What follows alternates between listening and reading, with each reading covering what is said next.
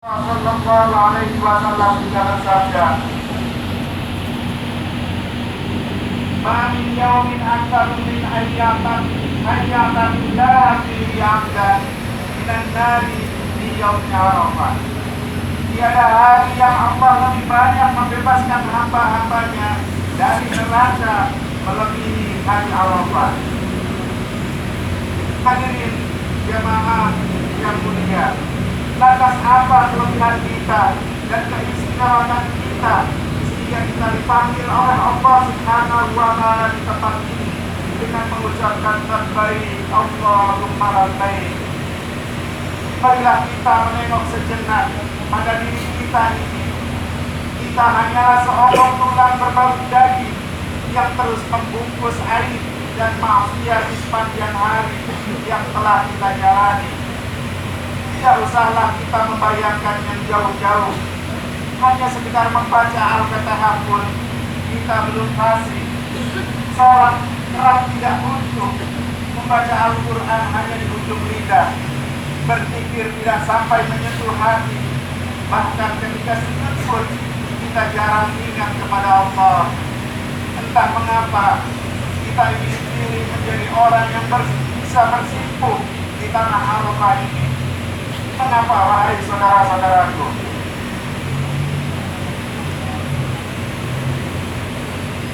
Semoga siapapun yang dihadirkan di padang Arafah ini tidak terbesit sedikit pun di hatinya kebanggaan dan kesombongan, sehingga merasa diri lebih baik dari yang lain. Berhajinya kita bukan merupakan jaminan bahwa kita lebih baik dari saudara-saudara kita di tanah air. Sungguh malu dan sangat malu jika kita meneruki kehormatan dan kemuliaan ibadah haji ini dengan kualitas diri kita yang sangat jauh dari kepantasan kualitas seorang hamba yang soleh. Bahkan semua ini bisa menjadi hutang yang harus kita bayar dan kita pertanggungjawabkan. Siapa tahu kita berada di tanah suci ini justru berkat doa orang-orang yang soleh yang memintakan ampun untuk jenis manusia yang berlumuran dosa seperti kita ini. Boleh jadi ampunan yang mereka mohonkan untuk kita itulah kemudian mengantarkan kita berada di tempat suci. Saudara-saudaraku kaum muslimin wa muslimat rahimakumullah, padang Arafah hari ini seolah-olah tampil sebagai miniatur padang mahsyar, di mana manusia berkumpul di hadapan kebesaran Allah Subhanahu wa Ta'ala. Semuanya bertanggung jawab atas perbuatan dan kelakuannya masing-masing. Pangkat, jabatan dan harta kekayaan yang selama ini kita manjakan ternyata juga tidak bisa berbuat apa-apa untuk membantu kita pada hari itu. Malah tidak jarang semua itu menjadi alasan dan penyebab untuk menyiksa kita. Di padang Arafah ini kita pun telah menanggalkan atribut sosial kita. Semua jabatan dan pangkat kita lepaskan pada hari ini. Yang melekat di badan kita hanyalah 2 lembar kain putih. Kondisi seperti ini mengingatkan kita pada alam barzah. Di alam barzah nanti kita hanya ditemani kain kafan yang membungkus kita.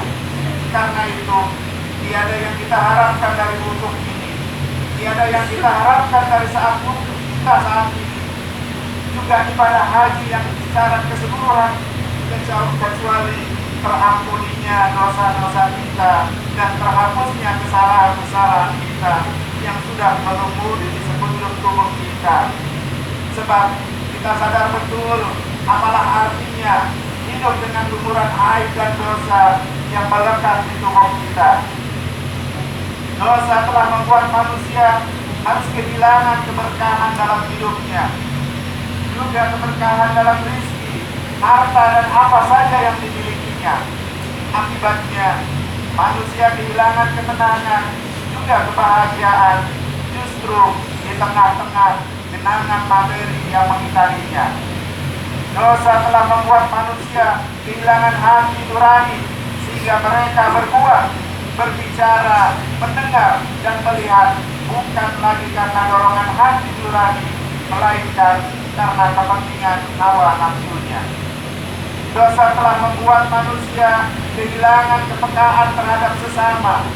Nilai-nilai kasih sayang yang selama ini dijunjung luhurkan dalam kehidupan sesama manusia telah berubah, berganti menjadi kebencian dan permusuhan, bahkan pertikaian, saling jatuh menjatuhkan. Kedengkian pun akhirnya menjadi penyakit epidemi. Senang melihat orang lain susah, dan susah melihat orang lain senang.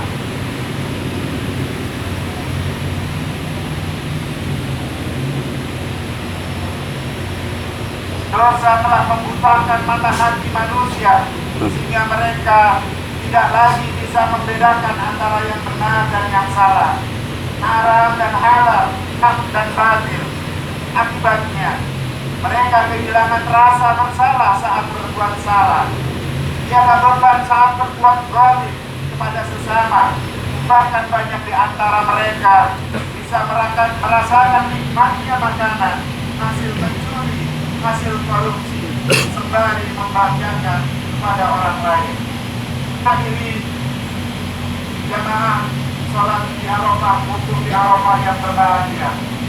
Dosa telah membuat manusia kehilangan rasa takut kepada Allah, juga kepada balasan buruk di akhirat nanti.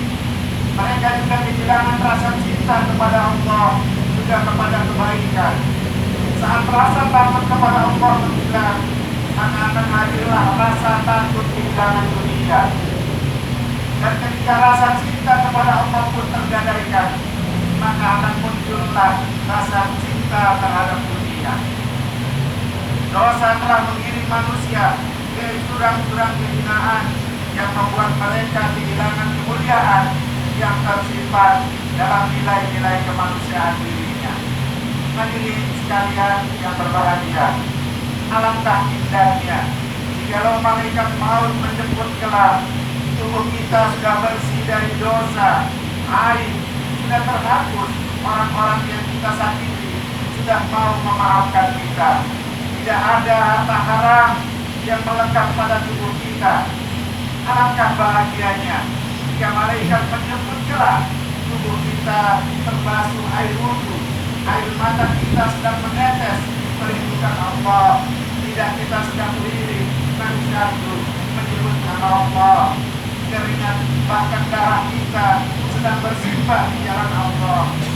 Alangkah beruntungnya andai kata saat ulangan kita nanti kita benar-benar sudah siap, bekal pun sudah cukup. Namun sebaliknya, alangkah malangnya bagi orang-orang yang mati dalam keadaan tidak terampuni, dosa berlimpah, aib menggunung, kenistaan bagai berselimut yang membungkus, mati dalam keadaan munafik, mati di tempat manusia. Na'udzubillah, na'udzubillah. Wahai saudaraku, mau kemana lagi? Hidup di dunia ini hanya mampir sebentar. Bukan di sini tempat kita, bukan di sini tempat kita yang sebenarnya. Lihatlah, lihatlah, anak-anak kecil sudah mulai hadir. Mereka lah yang akan menggantikan kita. Mungkin di antara kita ada yang beberapa tahun lagi, atau beberapa bulan lagi, atau mungkin hari terakhir kita saat ini. Bisa jadi besok kita tidak bangun lagi. Siapkah andai malam nanti malaikat maut datang menghampiri kita?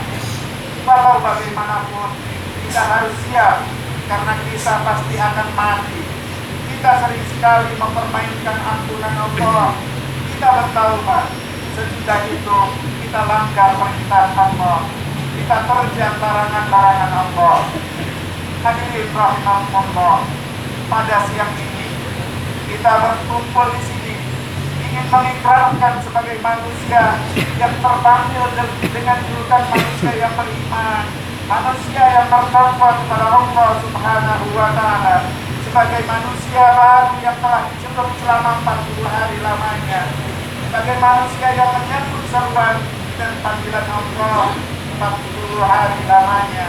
dan telah dibakar hangus dosa dan kesalahan kita yang pernah kita lakukan, baik disadari ataupun tidak disadari. Hati kami ya Allah pada siang ini telah berbaur antara sedih dan gembira.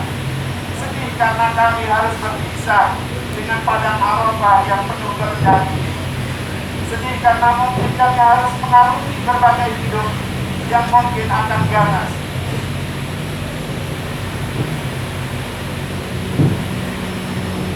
Khawatir kalau kami tidak kuasa menghadapinya. Kami ingat kepada orang tua yang telah tiada. Ingat pula kepada handai tolan, tetangga, kawan karib dan jamaah yang telah mendahului kami. Kami ingat semuanya ya Allah. Terbayang pada ingatan kami perilaku yang tidak senonoh yang pernah kami lakukan. Ampuni ya Allah, ampuni ya Allah, ampuni dosa-dosa kami. Kami tak kuasa menderita akibat panasnya api neraka.